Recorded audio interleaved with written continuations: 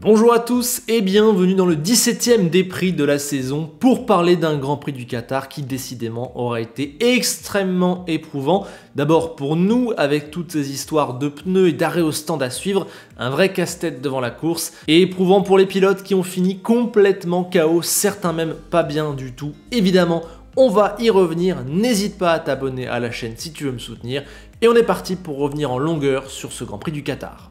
Alors toute première chose, que penser de ce circuit de Losail? Malgré quelques virages à haute vitesse vraiment intéressants, j'avoue ne pas être ultra fan de ce tracé, c'est totalement plat, ça manque un peu d'identité visuelle et sportive aussi, puis on a ces énormes zones de dégagement qui sont un problème, il n'y a pas de limite physique à la piste, du coup on a sans arrêt des excès et le week-end a été un petit peu gâché par instant, voire même pas mal de fois, notamment en qualif, par ces histoires de track limite. Alors que sur un circuit comme Suzuka, où la limite là est naturelle, on n'a pas ce genre de soucis. Donc c'est toujours ce que je regrette avec ces circuits modernes remplis d'énormes zones de dégagement, surtout quand c'est comme ça, tout plat et un peu fade, on va dire. Si on rajoute aussi le sable, le nouveau revêtement et le fait que la piste est peu souvent utilisée parce qu'on y roule très peu souvent, ouais, ça fait un endroit qui par moment peut être assez limite. Et surtout, il y a ces vibreurs qui ont créé une fissure sur le pneu, un vrai danger pour la sécurité, ces vibreurs qui sont vraiment tranchants. Pourtant, on les a changés par rapport à il y a 2 ans où ils avaient littéralement fait exploser des pneus et des ailerons avant. Mais là, ça va encore pas et c'est quand même assez incroyable d'avoir une piste où les vibreurs sont des dangers pour les voitures. Alors j'ai envie de dire bravo à Pirelli parce qu'ils y sont absolument pour rien, le problème c'est pas les pneus, c'est les vibreurs et ils ont dû gérer une situation quasi impossible et à l'arrivée il n'y a eu aucun souci avec ces fameux relais de 18 tours maximum. C'était pas évident mais le manufacturier je trouve s'en est bien sorti. Et donc au final on a eu cette consigne assez inouïe et surnaturelle, pas plus de 18 tours par train de pneus, c'est dingue et ça crée de la vraie tension, un casse-tête. J'ai eu pas mal au crâne hier soir puisque il fallait savoir qui devait s'arrêter quand, quel type de pneus il lui restait, quels pneus il prenait et à quel point ils étaient usés. Il y avait des pilotes vraiment de partout sur la piste, un arrêt toutes les 30 secondes. Fallait suivre pour savoir qui était en décalage, à qui il restait combien d'arrêts, qui allait faire quoi. La gestion du trafic pouvait te faire gagner de précieuses secondes. L'undercut était plus rapide, mais tu pouvais pas toujours le faire fonctionner parce que tu devais faire gaffe à combien de tours il te restait sur les pneus. Bref, ça a été vraiment tendu et ouais, tactique. Mais paradoxalement, je trouve que ça a un peu anesthésié la course. Généralement, plus il y a d'arrêts, meilleur c'est parce que plus de rebondissements et de stratégie il y a. Mais là, certes, ça a été à fond pendant 1h30, pas de gestion cette fois, c'est ce qu'on reproche un peu à la F1 moderne. Donc ça, très bien. Malgré tout, eh bien, ces relais imposés de 18 tours encadraient vachement la stratégie des équipes. Il y avait quasiment qu'une seule manière de fonctionner et ils étaient quasiment obligés de s'arrêter tous à un nombre de tours quasiment équivalent. Il y a eu un peu de décalage mais pas énormément. Voilà, bizarrement, ça a empêché les équipes de tenter quelque chose d'autre, de tenter quelque chose d'extravagant. Tout le monde était calé sur les mêmes rails au final. Donc ouais, je sais pas vraiment si ça nous a amélioré ou un petit peu anéanti la stratégie hier. C'est assez paradoxal vu qu'il y a eu énormément d'arrêts, mais je crois que le plus marquant quand même au sortir de ce Grand Prix, c'est l'immense fatigue ressentie par tous les pilotes. On a vu d'abord Norris et Russell sortir la main, ouvrir la visière, on a commencé à comprendre qu'ils avaient chaud, puis on l'a vu ensuite avec Logan Sargeant qui était complètement mal. Bon, lui ça a été aggravé par un rhume qu'il avait depuis le début du week-end et il a carrément dû abandonner. Mais à l'arrivée, tous les pilotes l'ont dit, c'était la course la plus difficile physiquement de leur vie. À cause de la chaleur, pas à cause des muscles, mais tous étaient extrêmement marqués. Albon a mis 2 minutes à sortir de sa voiture et a dû passer dans le centre médical où on lui a diagnostiqué un coup de chaud assez important. Sargeant, on l'a dit, a abandonné. On a Stroll qui était pas bien, qui avait besoin d'assistance médicale. Bottas qui a dit que c'était un cauchemar. Leclerc aussi en a parlé. Tous les pilotes. Ocon qui a vomi pendant la course. Russell qui a failli tomber dans les pommes. Stroll, ouais, qui voyait plus rien dans les derniers tours. On s'est fait un peu surprendre, personne ne s'y attendait, mais hier les pilotes, ils ont vraiment été limite. Je crois qu'il en fallait pas beaucoup plus pour qu'on ait vraiment des situations dangereuses et difficiles. On l'avait pas anticipé, mais ça aurait pu être important. Mais allons-y, débriefons cette course. Je me suis déjà longuement étendu sur le sprint dans la première partie du pré-prix sorti hier et que je te conseille de revoir. Je ne m'intéresserai donc aujourd'hui qu'à la partie du dimanche, qu'à la partie Grand Prix, en commençant évidemment par le fait majeur, l'accrochage entre les deux Mercedes au départ, ça démarrait très fort. Alors, avec ces softs, Lewis a forcément pris un meilleur départ, comme on l'a vu pour beaucoup de pilotes dans le sprint la veille, mais il n'était pas à hauteur de George avant le freinage. Ce n'est qu'au moment où on appuie sur les freins qu'il a énormément retardé le sien pour tenter d'emmener énormément de vitesse sur l'extérieur. Il allait même se retrouver à hauteur de Max, quasiment. Je pense qu'il y aurait pu y avoir un petit combat jusqu'au virage 2 quand ça referme, mais au final, rien de tout ça, puisque sa roue arrière droite a touché la roue avant gauche de George. Pour moi, aucune faute de Russell, qui suit une ligne de course absolument logique et maîtrise son véhicule. Il est déjà à la hauteur de Max, il n'a pas de sous-virage et il n'a nulle part où aller. Hamilton, lui, me semble mal estimer la position des deux voitures qui sont à l'intérieur de lui et oublie un petit peu son coéquipier. Il referme sa trajectoire sur lui. Une partie du crash peut s'expliquer avec les histoires d'angle mort et ressemble un petit peu au crash de samedi avec Perez, Ocon et Hülkenberg, dans le sens où à cause de ces grosses voitures, Hamilton ne peut pas tout à fait savoir où se situe son coéquipier par rapport à Verstappen. Malgré tout, c'est lui qui tente quelque chose d'osé, c'est lui qui va sur l'extérieur. Il sait en plus que c'est son coéquipier et qu'ils doivent se laisser de la place au départ. Il laisse même pas le temps en fait à George de se désengager, il le coince. Donc pour moi, Lewis, comme il l'a dit lui-même d'ailleurs, est majoritairement responsable de cet accident. Pas grand chose à dire de plus, oui c'est un nouvel accroc entre les deux pilotes Mercedes, mais je ne vais pas du tout épiloguer sur le côté guerre interne ou manque de complicité entre les deux, etc. Non, pour moi voilà, c'est juste un fait de course à un départ, ça arrive, j'estime qu'Hamilton crée plus ce fait de course que tout autre élément. Malgré tout, voilà, je n'extrapolerai pas une seule seconde, les deux étaient très clairs, il n'y a pas eu du tout d'embrouille, ils se sont même fait un petit câlin tout mignon à l'arrivée. Bon, personnellement, je m'en arrête là.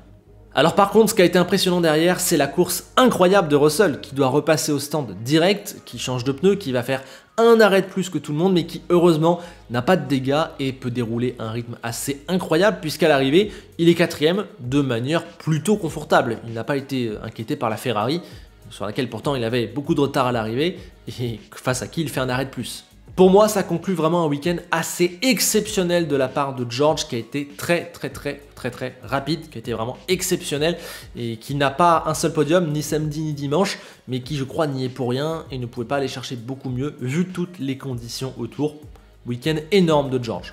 Du coup, j'aurais bien aimé le voir face au McLaren dans la course, peut-être qu'il aurait pu y avoir une lutte. Franchement, ça aurait été cool qu'on ait les deux Mercedes qui restent devant. Ça aurait donné une autre physionomie, ça aussi ça nous a un petit peu peut-être gâché le suspense et l'aspect global de la course qui dans son ensemble, malgré des arrêts tout le temps, n'a pas été si folle. Mais revenons donc sur McLaren qui a été exceptionnel, qui signe un nouveau double podium. Ils sont complètement bluffants et étaient largement la deuxième force ce week-end, les seuls à jouer avec Red Bull et pas photo vis-à-vis des autres. Alors, il n'y a eu aucun problème pour Piastri ce dimanche qui s'est retrouvé deuxième dès le premier virage. Les portes du paradis sont ouvertes comme il l'a dit lui-même. Et ensuite il a pu dérouler un rythme, certes encore une fois moins bon que celui de Norris, mais de mieux en mieux, de moins en moins bon par rapport à Norris. Et franchement, il a obtenu sa deuxième place à la régulière, même si on va revenir sur la consigne, effectivement. Norris donc qui lui a dû cravacher puisqu'il partait seulement 10e, il était 6e après les incidents du premier tour. Il a ensuite largement croqué Leclerc et Alonso, on a vu qu'il n'y avait pas de différence. Et il est remonté 10e par 10e au tour par tour jusqu'à revenir dans la seconde quasiment de Piastri et qu'on lui dise à moins de 10 tours de l'arrivée de ne pas attaquer. Pour moi, consigne absolument logique de la part de McLaren puisque quoi qu'il arrive, les deux voitures étaient 2 et 3, il n'y avait pas plus à aller chercher et il n'y avait pas de menace derrière. Du coup, autant tout sécuriser, d'autant plus que Piastri avait été devant depuis le début, prendre aucun risque. Ils sont en quête de points, en quête de podium, en quête de confiance, en quête de remontée. On s'arrête là, c'est tout à fait bien. Mais bon, au sortir de cette course, j'ai une question, voire même un regret. Est-ce que Norris aurait pu gêner, voire battre Verstappen s'il s'était qualifié deuxième, comme il aurait dû le faire sans ses multiples soucis de limite de piste en Q3 vendredi? Lando Norris, pour moi, fait vraiment un week-end absolument pas maximisé. Il avait une performance de fou, ça, aucun problème. Mais ces deux qualifs complètement foirés en Q3 l'empêchent de gagner samedi et de faire à minima deuxième dimanche, puisque en regardant les rythmes de course, sur les deux derniers tiers de celle-ci, il était plus rapide que Max Verstappen. Incroyable. Alors attention, Max en avait peut-être gardé sous la pédale, mais enfin, on lui a quand même demandé d'accélérer plusieurs fois dans le Grand Prix, et à l'arrivée, quand on voit que Lando ne termine qu'à 6 secondes alors qu'il part 10e et que on l'interdit de doubler son coéquipier, ouais, je me dis que McLaren était vraiment dans le mouchoir de poche de Red Bull, et que grâce à ce tracé de Losail, avec son grip un peu particulier et ses virages à haute vitesse qui sûrement la mettent plus en valeur, on aurait pu assister à une lutte hier entre McLaren et Red Bull. C'est dommage, franchement, ça me frustre encore plus sur l'entièreté du week-end de Lando Norris. Du point de vue de McLaren, ça reste évidemment un top week-end comptablement et émotionnellement. Victoire en sprint, double podium en sprint, double podium dans le Grand Prix, 500e d'ailleurs podium en Formule 1. Ouais, vraiment énorme, la progression elle est constante. Et clairement, je pense que maintenant on peut le dire, allez, Red Bull ne dort plus que sur une seule oreille. Avant c'était sur les deux, maintenant il n'y en a plus qu'une, parce qu'il y a une menace orange qui commence à pointer le bout de son nez dans le rétroviseur. Un peu plus bas dans le classement, on retrouve la Ferrari de Charles Leclerc en 5e position pour conclure un week-end qui aura été quand même compliqué pour les rouges. Alors déjà, il n'y a qu'une voiture qui a fait la course puisque celle de Sainz a dû renoncer avant le départ pour un souci de fuite d'essence. Ça c'est le genre de catastrophe qu'on ne veut clairement plus voir niveau mécanique. Pas grand chose à en dire de plus clairement. Et puis peut-être que le plus gênant pour Ferrari au final, c'était le rythme de course, à des années-lumière derrière McLaren et derrière Mercedes, que Russell finisse devant avec un arrêt en plus et cet accident au départ. C'est assez difficile, comme l'a dit Leclerc, ça fait mal au crâne. Donc voilà, compliqué pour la majorité de la course, la première partie en tout cas. Ferrari était derrière Aston et pas vraiment devant Alpine en termes de rythme, mais Leclerc sur la globalité a mené une course vraiment solide, constante, sans la moindre erreur, et son dernier relais est très bon, il lui permet d'aller chercher de 10 points importants et mérités.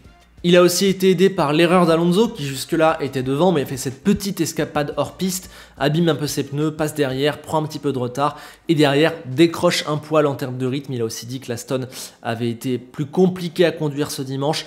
Je pense aussi qu'il a souffert, il y avait cette fameuse histoire du siège qui brûlait entre guillemets et on a vu à l'arrivée qu'il était marqué, c'est un des derniers pilotes qui arrivait dans la zone d'interview. Je pense que l'Espagnol hier a souffert physiquement, peut-être un poil plus que les autres. Mais voilà, il termine quand même à la 6e place, 8 points pour Aston Martin qui ne s'était pas montré aussi à l'aise depuis un petit moment. Je pense que c'est pas mal circonstanciel au circuit, mais voilà, ça fait tout de même un petit peu de bien. Derrière ça, en 7e position, on retrouve un Esteban Ocon qui aura été vraiment parfait sur toute la partie Grand Prix, exceptionnel, très grand rythme, sans embûche, 7e, 6 points, voilà, il n'y a même pas de question à se poser, c'était le meilleur des autres, loin devant.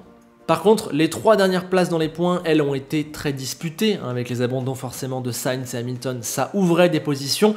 J'étais surpris de ne pas voir Perez en marquer même beaucoup, je pensais qu'il finirait devant les 2 Alpines à minima.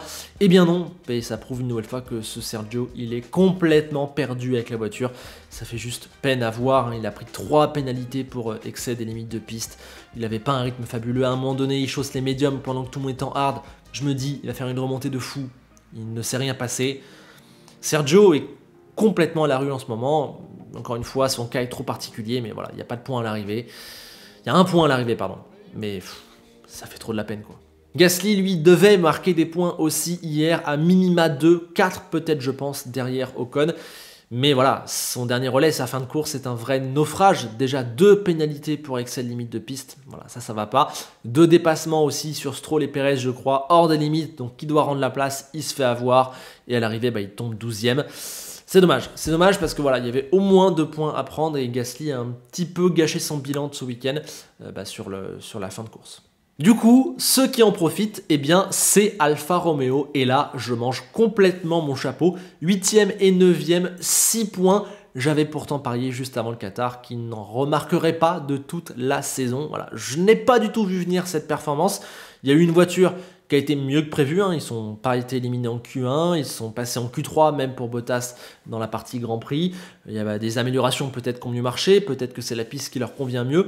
Et dans la course, ils ont été là, notamment grâce à une stratégie pour Bottas et cet arrêt sous la safety car au 2 ou 3e tour, ça rentrait pile poil pour ne faire que 3 arrêts et gagner du temps. Parfait, du coup Valtteri n'a pas du tout été inquiété de tout le Grand Prix, assez solitaire, 8e place, totalement solide à l'arrivée. C'est assez incroyable et enfin, entre guillemets, quelque part, il apporte dans cette saison ce pourquoi il a été recruté dans cette équipe. Et Joe, lui, a été incroyablement rapide, puisqu'il faut rappeler qu'il part 19e, et lui, il n'a pas bénéficié de cet arrêt sous la safety car qui faisait gagner du temps. Il a juste été fou, ce qui montre quand même que l'Alpha avait un rythme très fort. Il gagne 10 places à l'arrivée, il finit très fort en soft, et il va profiter évidemment des pénalités des 3 mecs devant lui pour remonter de 3 places, sinon il a été 12e, mais quand même, lui n'a pas fait d'erreur, il a été excellent de A à Z dimanche, alors que jusque-là, samedi et vendredi, c'était pas bon du tout. Voilà, exceptionnel, des points, et Alpha, au final, prend de grosses unités et va doubler As au classement constructeur, c'est très important pour eux. Par contre, le grand déçu de cette affaire, celui qui a aussi pris une pénalité qui le fait sortir des points, eh bien c'est Lance Stroll. Il était 9e, alors oui, son week-end, vendredi, samedi, c'est la catastrophe, c'est même honteux par instant. On a vu la scène où il a poussé son mécano, on a vu les performances, clairement. Mais encore une fois, il y a certains Grands Prix où Lance Stroll s'en sort bien dans un style très solitaire, où il faut tenir ses gommes, où il n'y a pas à dépasser et où il faut émerger à la fin, après le dernier arrêt, dans une bonne position. Là, il est très bon, il a fait un excellent dimanche, malheureusement gâché par cette pénalité qui lui enlève 2 points. Et donc à l'arrivée, oui, c'est un nouveau week-end pour rien pour Lance Stroll, et un week-end une nouvelle fois qui abîme son image, qui abîme son côté pilote, qui l'abîme lui aussi. Je pense qu'on parlera du cas Lance Stroll en vidéo cette semaine, parce qu'il y a énormément de choses à dire. Et pour terminer, parlons de ceux qui clôturent le classement, en commençant par Albon et Tsunoda, qui m'ont un peu déçu, un peu surpris négativement, puisque, étant donné qu'il y avait des places qui s'étaient ouvertes dans le top 10, je les voyais clairement pour favoris. C'était ceux qui partaient le mieux, c'est ceux généralement qui arrivent à en choper. Albon avait été très bon samedi, mais voilà, ils se sont écroulés un peu sur la deuxième partie de course. Eux n'ont pas bénéficié, contrairement à Bottas ou Stroll, de cet arrêt entre guillemets gratuit sous la safety car au départ, et ils ont un peu peiné. Albon, peut-être que ça s'explique physiquement, parce que vraiment il n'était pas bien et il a été au centre médical, il a vraiment été malade, souffert de ces conditions, il a pris un coup. Peut-être que ça l'explique, peut-être pour Tsunoda que l'AlphaTauri, elle, n'était pas bonne, ce que franchement j'ai tendance à croire. Donc ouais, dommage, parce que ces deux équipes qui ont parfois besoin de points, surtout AlphaTauri. Il y avait une occasion hier, ça a été gâché, c'est Alpha qui en profite, c'est difficile.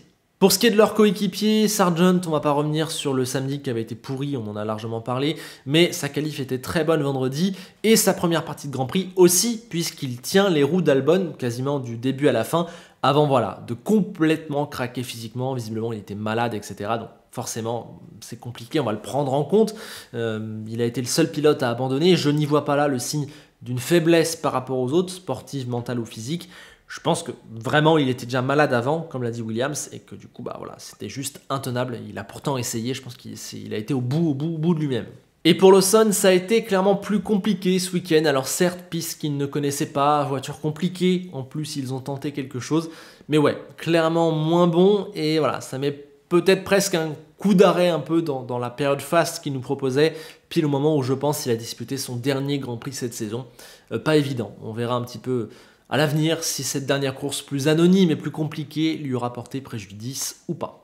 Et donc enfin on avait les As qui avaient je crois le pire potentiel en course au week-end. Dommage parce que dans la qualif il y avait des trucs à tenter, Hülkenberg partait très haut mais il s'est trompé d'emplacement, il a pris celui qui devait être laissé vide par l'absence de Carlos Sainz, pénalité de 10 secondes et donc course encore plus tuée dans l'œuf que prévu. Du coup il termine derrière un Magnussen à cause de ça, et Magnussen aussi qui a bénéficié de cet arrêt dès le 3e tour sous la safety car, mais lui malheureusement à cause non seulement je pense en grande partie de la Haas, mais aussi un peu de lui qui galère, on l'avait vu vendredi et samedi, n'a pas pu suivre Stroll et Bottas avec qui il s'est pourtant arrêté en même temps. Dommage. Tout ça fait au classement, on l'a dit que Haas est doublé par Alfa Romeo et je pense n'aura quasiment aucune chance de repasser devant et terminera donc 9e au mieux. Williams elle aussi a vu un peu sa marge se réduire sur Alfa, au final heureusement que Albon a marqué des points le samedi. Devant McLaren n'est plus qu'à 11 longueurs d'Aston Martin, va même pas y avoir de lutte en fait, dès le prochain Grand Prix ils seront devant et en fait c'est plutôt la 3e voire la 2e place qu'ils visent les papayes, ils sont qu'à 79 points de Ferrari, un peu plus de 100 de Mercedes. Franchement, c'est pas impossible s'ils continuent de faire double podium sur les 5 courses restantes. C'est assez incroyable. Côté pilote, Perez peut s'estimer heureux qu'Hamilton et Alonso n'aient pas marqué de gros points ce week-end parce que clairement sa 2e place ne tient plus qu'à un fil et il n'arrive plus à marquer de points et 30 unités en 5 courses, ça peut clairement se faire rattraper. Attention Checo. Leclerc, lui, s'est nécessairement rapproché de Sainz, mais les deux pilotes Ferrari vont se faire manger par un Lando Norris qui revient très fort. Enfin, à la porte de ce top 10, Gasly est à 1 point de Stroll et Ocon à 3. Donc je pense qu'on a une bonne chance d'avoir une Alpine remontée dans cette première partie de tableau à la fin. Pour les notes, ce que vous avez ici à l'écran, c'est une pondération entre la note pour la partie Grand Prix que j'ai mise moi-même et celle du sprint que j'ai donnée hier dans le pré-prix. À vous maintenant de m'aider en commentaire pour les ajuster au mieux. Je rappelle qu'on note l'ensemble et que je ne peux pas avoir tout bien mesuré tout seul. C'est pour ça que j'ai besoin de vous. Ne prenez aucune note mal, il n'y a rien de personnel. C'est forcément un peu subjectif et ça n'est qu'un indicateur. Bref, évidemment, Piastri, Russell, exceptionnel pour moi, les hommes du week-end. Verstappen aussi très bon, on va pas commencer à chipoter. Bottas, exceptionnel pour Alpha. Ocon, week-end extrêmement solide. Alonso, Leclerc aussi, mais un peu gâché par 2-3 petits trucs. Leclerc son samedi, Alonso la sortie de piste. Norris, il avait le rythme pur pour avoir un 20 sur 20 ce week-end, mais il a tellement gâché, il prend tellement moins que ce qu'il aurait pu qu'en fait, c'est seulement 15. Joe, bravo, mais attention, le samedi n'avait pas été bon. Albon, on a une très bonne performance de sa part aussi, mais un petit peu moins bon sur la fin du Grand Prix. Le sprint lui avait été exceptionnel. Gasly gâche l'ensemble avec sa fin de course. Hülkenberg lui avait plutôt été bon, mais malheureusement, sa grave erreur du Grand Prix gâche un petit peu l'ensemble. Vous me direz si je dois lui mettre plus. Magnussen a été vraiment très moyen, comme Tsunoda, comme Stroll, qui aurait pu avoir beaucoup moins sans un dimanche, qui a été franchement pas si mal. Lawson dans le dur. Hamilton, sprint où il est qualifié seulement 13e et cette erreur au départ du Grand Prix, forcément ça se paye cher. Perez complètement perdu et Sargent cataclysmique le samedi. Et voilà, abandon, un petit peu loin quand même le dimanche, l'un dans l'autre ça arrive à 8. Enfin Sainz évidemment n'est pas noté car sprint plutôt bon, plutôt correct. Qualif du Grand Prix pas bonne, et bien bon, il n'a pas pris le départ donc au final l'un dans l'autre j'efface. Vous avez aussi les équipes, McLaren exceptionnel, Red Bull, performance de fou, mais il n'y a qu'une voiture, ça commence à leur coûter très cher. Mercedes, bien, plutôt pas mal. Alpha, étonnamment très bonne. Aston, c'est maintenu, c'est mieux que d'habitude. Alpine, ok. Ferrari, malheureusement, une seule voiture au départ et une perf compliquée. Williams a marqué des points samedi, faut pas l'oublier. AlphaTauri, dans le dur. Et As, voilà, pour moi, la moins bonne voiture ce week-end. Voilà, maintenant c'est à vous de jouer en commentaire, à la fois pour m'aider à ajuster les notes, mais également pour me donner votre avis sur tout ce qu'il s'est passé durant ce week-end. Je me ferai une joie de vous lire, de vous liker, de vous répondre et donc de débattre avec vous. C'est l'objectif de la chaîne, c'est l'objectif des prix, participer à la grande conversation d'après Grand Prix. Merci à tous pour votre écoute et votre soutien. Je vous encourage à liker cette vidéo si elle vous a plu, à vous abonner si vous voulez me soutenir. Et on se quitte avec Enzo Ferrari qui lui aussi bizarrement ne s'est pas senti hyper bien à l'arrivée hier. Je sais pas si ça vous l'a fait, mais j'ai été moi-même un petit peu déshydraté, un petit peu dans le mal. Bref, un Grand Prix éprouvant à bien des égards. On va se reposer et à bientôt.